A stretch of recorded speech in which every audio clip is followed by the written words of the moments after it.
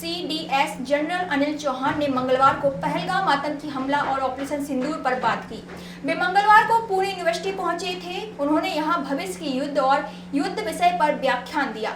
उन्होंने कहा, 10 मई रात 1 बजे पाकिस्तान ने भारत को 48 घंटे में घुटने पर लाने की प्लानिंग की थी। उसने कई जगह पर एक साथ हमले किए और संघर्ष को बढ़ाया, लेकिन उसकी योजना 8 घंटे में ही फेल हो गई। इसके बाद बड़े नुकसान के डर से सीज फायर के लिए कॉल किया। हमने केवल आतंकी ठिकानों को निशाना बनाया था। उन्होंने कहा, भारत आतंक और न्यूक्लियर ब्लैकमेलिंग की छाया में रहने वाला नहीं है। प्रोफेशनल मिलिट्री फोर्स पर असफलताओं और नुकसान का असर नहीं पड़ता। आपको अपना मनोबल बनाए रखने की जरूरत है। नुकसान महत्वपूर्ण नहीं है, बल्कि परिणाम महत्वपूर्ण है।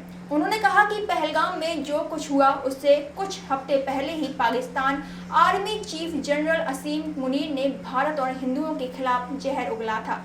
पहलगाम में जो हुआ वह पीड़ितों के लिए घोर क्रूरता थी। ऑपरेशन सिंदूर के पीछे सोच यही थी कि पाकिस्तान से राज्य प्रायोजित आतंकवाद को रोकना है। डीएस ने कहा कि पाकिस्तान की प्लानिंग फेल होने के बाद उसने भारत से फोन पर संपर्क किया। उसे लगा था कि अगर यह जारी रहा तो उसे ज्यादा नुकसान उठाना पड़ेगा। जनरल चौहान ने कहा कि जब पाकिस्तान की ओर से बातचीत और तनाव कम करने का अनुरोध आया तो हमने भी इसे स्वीकार कर लिया। उन्होंने कहा कि ऑपरेशन सिंदूर में भी युद्ध और राजनीति बराबरी से हो रही थी। भारतीय सेना ने पाकिस्तानी ठिकानों पर बहुत सोच समझकर सटीक हमले किए और उनमें से कुछ 2 मीटर जितने करीब थे। सीडीएस जनरल अनिल चौहान उन्होंने कहा कि पाकिस्तान को भारत को आतंकी गतिविधियों का बंधक नहीं बनाना चाहिए। नुकसान और संख्या पर बात करना सही नहीं।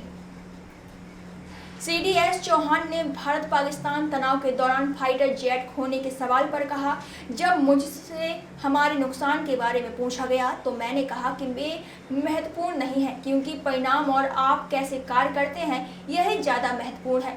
नुकसान और संख्या के बारे में बात करना बहुत सही नहीं होगा।